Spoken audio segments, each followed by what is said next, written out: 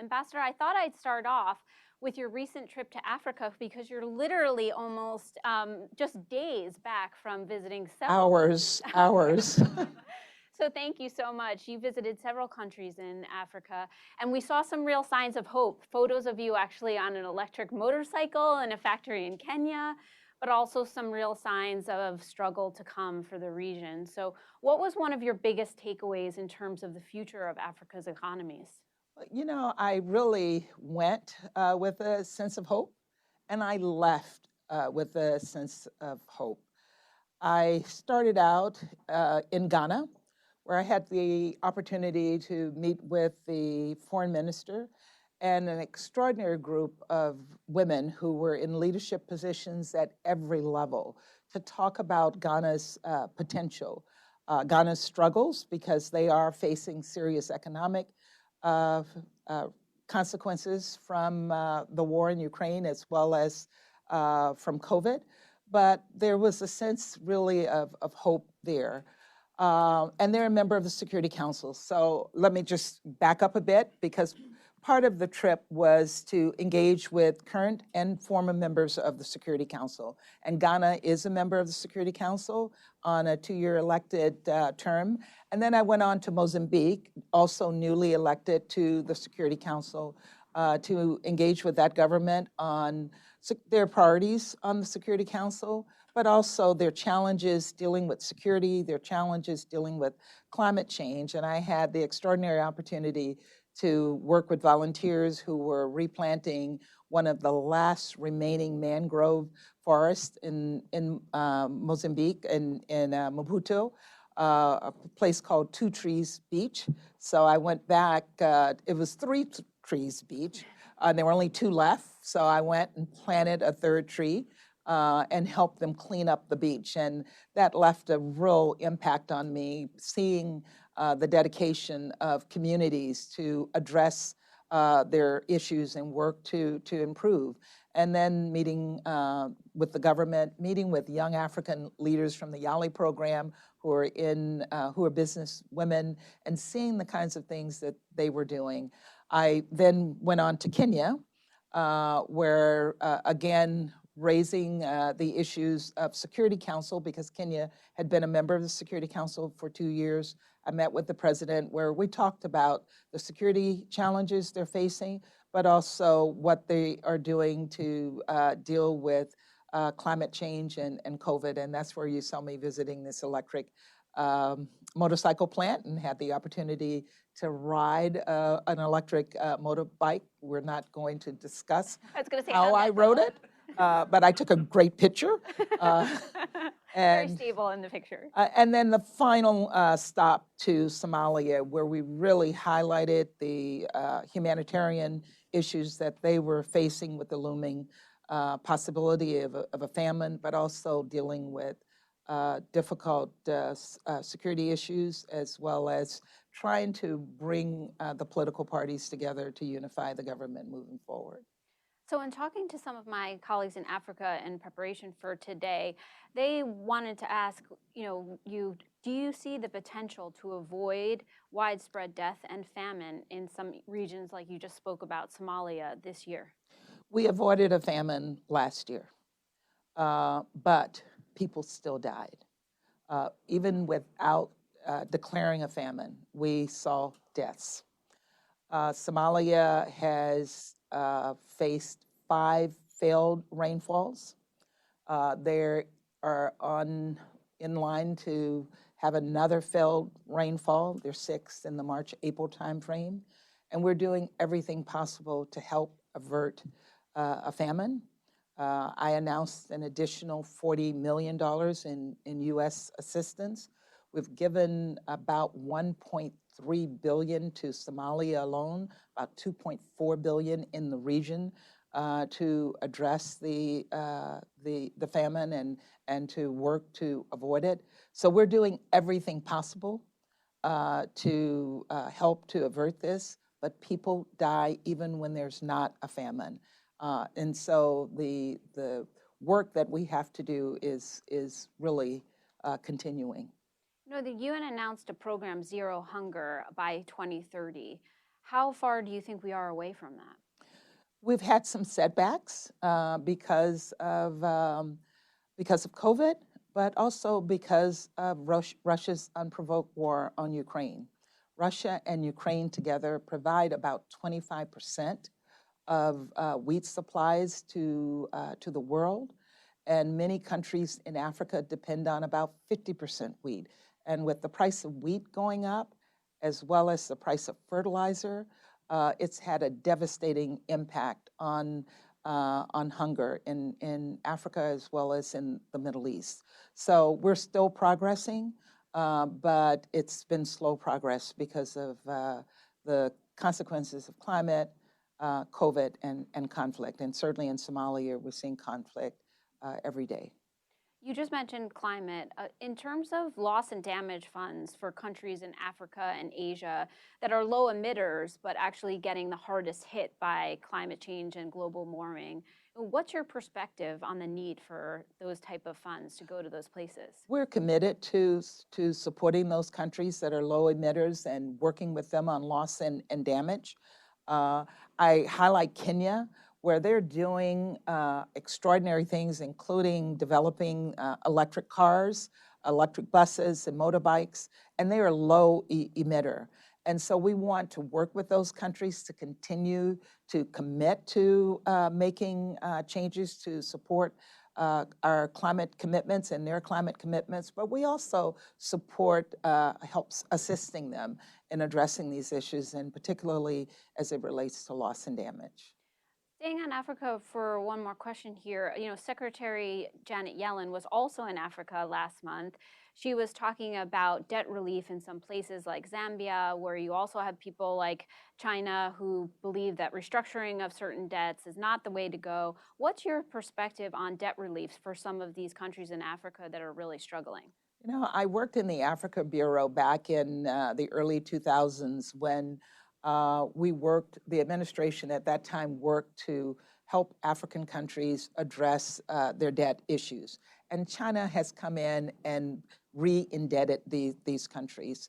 And so Secretary Yellen's visit, I think, highlighted some of those issues and highlighted our efforts to assist those countries to address the debt problems, to assist them in moving forward. We have provided assistance to many African countries, and we will continue to do that.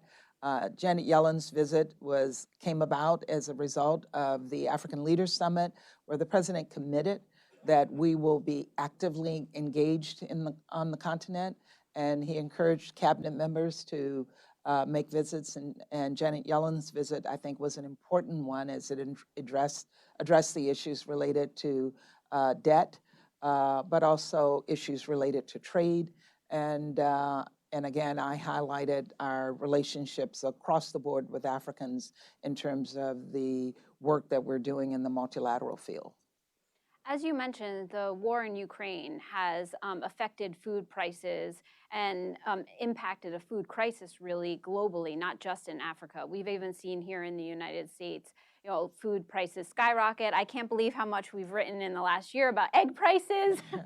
It's extraordinary. So what's your view on, the food insecurity in the U.S. and how that may impact our exports and food in other places? The president has expressed a strong commitment to addressing inflation and food inflation in particular, but inflation broadly in the United States, but also helping the rest of the world to address those issues as well. We know that we're experiencing not as critical as countries, say, in Africa or in the Middle East, but we're experiencing high prices as well. And we have worked with our private sector so that we can ensure that we provide food for any people anywhere in the world who are hungry, but that we produce more here in the United States, and we distribute that food in such a way that we don't experience the kind of hunger and really address some of the issues that people here in the United States are facing.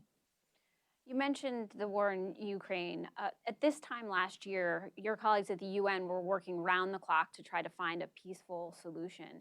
We're just weeks away from a one-year anniversary of Russia invading Ukraine, and the war is still going. What's your perspective on how much more the UN can do to find a peaceful solution here? Look, we did our best over the course of months before the invasion to convince the Russians not to invade Ukraine and to deal with their issues of security in a diplomatic fashion. And our efforts started with the president, engaging with President Putin. Putin decided that he wanted to invade Ukraine, and he started this unprovoked war that has led to devastation in Ukraine and around the world. In New York, we have roundly condemned those efforts. And while Russia sits on the Security Council and they have the veto power, we have been able to take the focus of condemnation to the General Assembly. We won an overwhelming vote condemning their actions. We later won an overwhelming vote condemning their annexations or attempted annexations in Ukraine. We kicked them off of the UN Human Rights Commission, and we're continuing to put pressure on them and isolate them in New York. I commend the Secretary General's efforts to find a way forward to get Russian and Ukrainian grain out of the Black Sea. The Black Sea Initiative has led to significant wheat being put onto the markets in Africa and into the mouths of people. And so we're going to continue those efforts. We will be having programs surrounding around the 1-year anniversary, starting sometime around February 22nd, 23rd, and we will continue our efforts to pressure the Russians to end this unprovoked war. It's in Putin's hands. He can take his troops out of Ukraine today and the war will end. But in the meantime, until he does that, we will continue to support the Ukrainians' efforts to defend themselves. You were sworn in, I think you were telling me, on February 24th, 2021.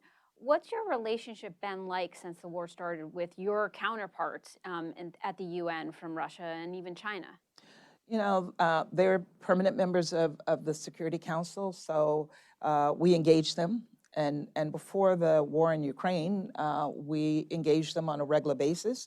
We've been able to accomplish a few things.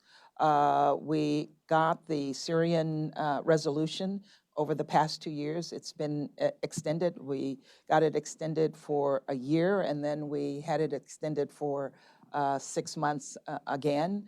I think that's a major accomplishment.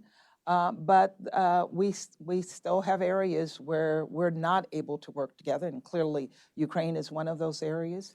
DPRK is another one. The Security Council was able to pass resolutions unanimously on the situation in DPRK, but over the course of the past year, China and Russia have blocked any efforts by the Security Council to hold the DPRK accountable. So it's a relationship that is, I would say, tense, but we're able to work together on some issues, and others we know we will not be able to come to any agreements on. There's been a lot of reporting just in recent days about the mercenary Wagner group with ties to Russia. What's your view on whether or not the UN should investigate the group for human rights violations, not only pertaining to military action in Ukraine, but also in places in Africa? The actions of the Wagner group is very concerning, particularly as we see what they're doing in Ukraine, as well as you mentioned, in Africa. As you may know, the Treasury Department put sanctions on them about 2 weeks ago as a international criminal organization. What they're doing in Africa is unacceptable. We acknowledge that African countries have security concerns. They have security issues that need to be addressed. Wagner is not the entity that can do that for them. We need to have better trained African troops.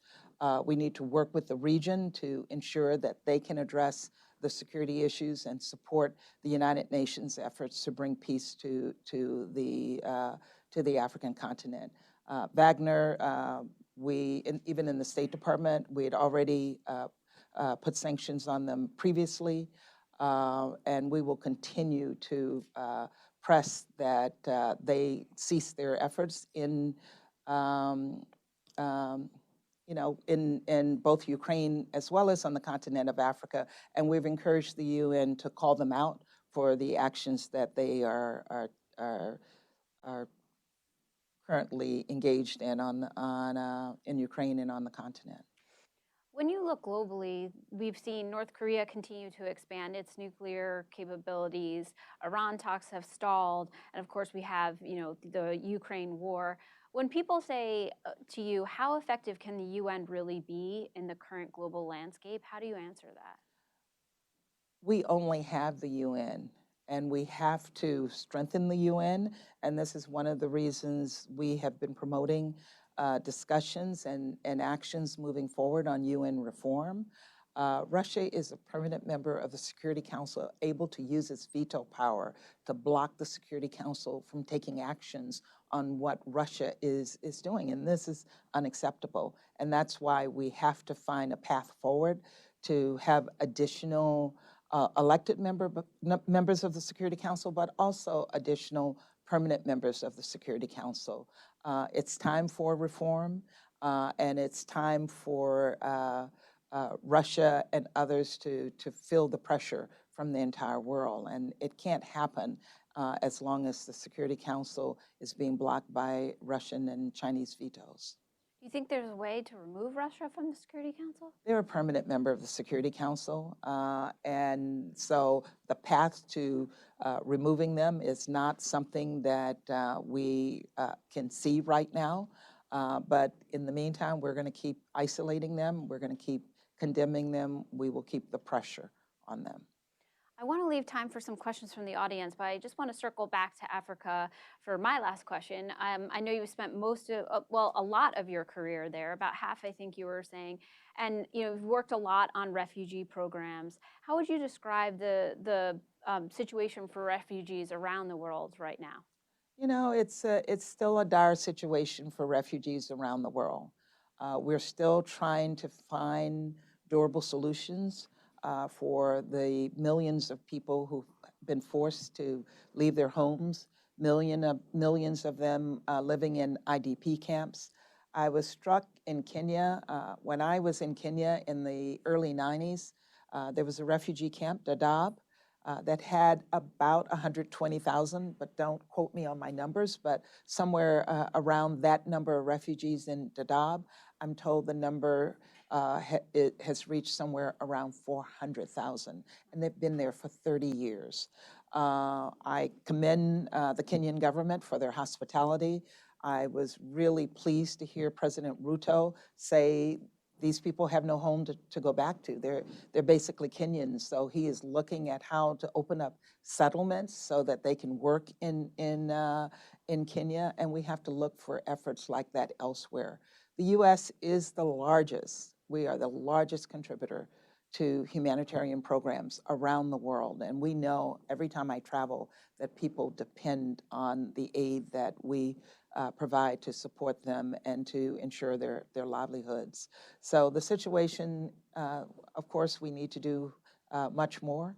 I announced when I was in Kenya a new program that supports families in the United States welcoming refugees to the United States. That's a novel program, and I'm looking forward to seeing the results of that. We're bringing in about 40,000 African refugees to the United States this year. When I worked on these programs in the 1990s, the number was about 2,000. 2,000 to 40,000. Yeah. It's quite a big change. Well, I do want to open it up to questions from the audience just now. Would you mind saying your name and affiliation for the ambassador when you ask a question? Sure, thank you.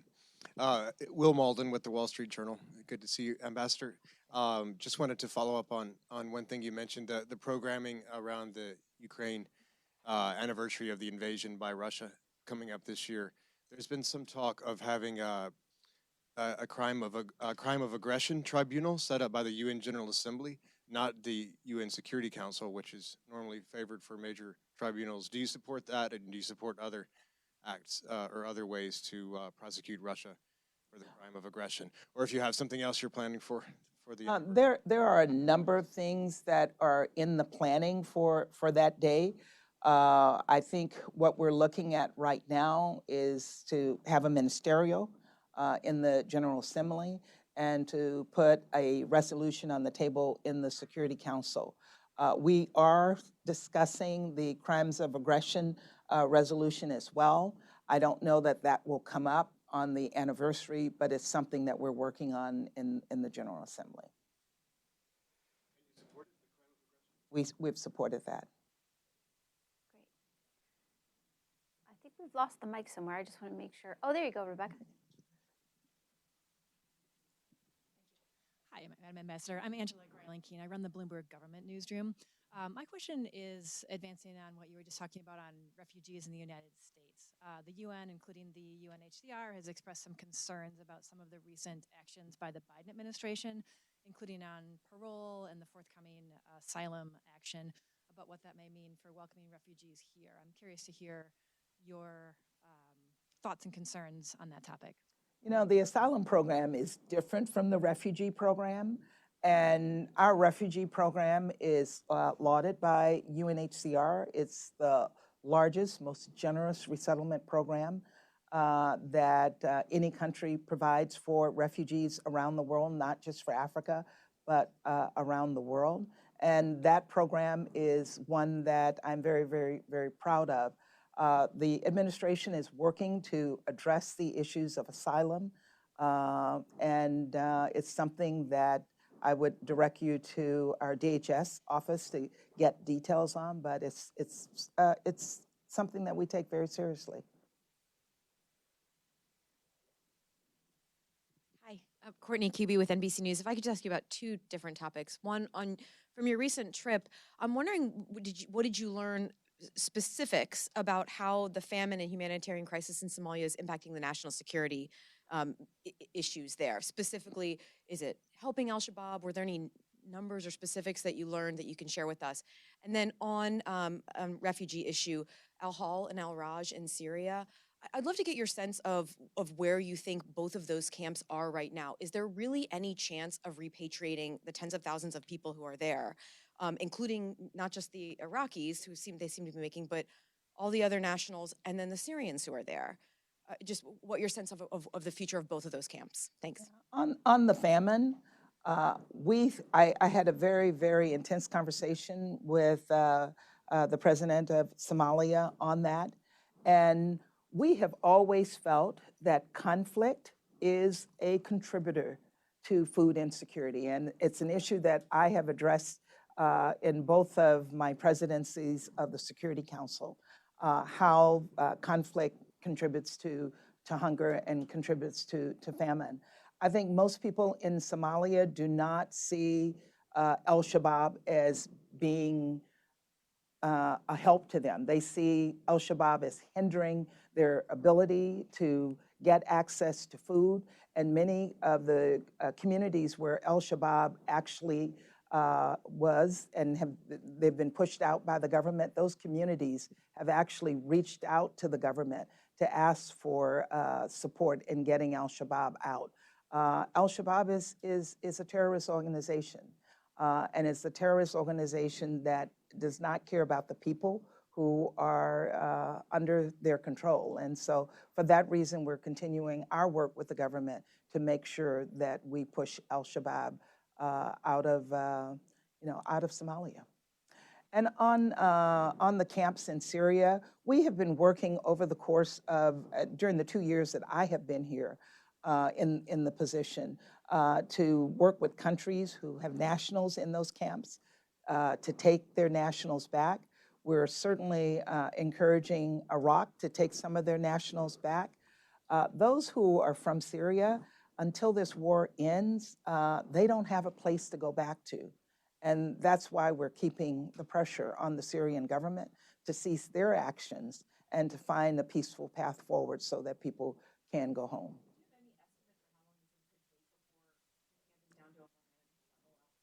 If I could estimate that, we would be working with that date is there's no estimate, but just know that we're constantly working on that, and I know that our colleagues at the United Nations are working as well.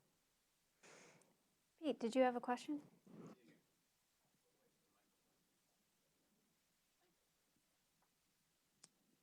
Thanks so much, Ambassador. I'm Peter Martin from Bloomberg News. I report on national security.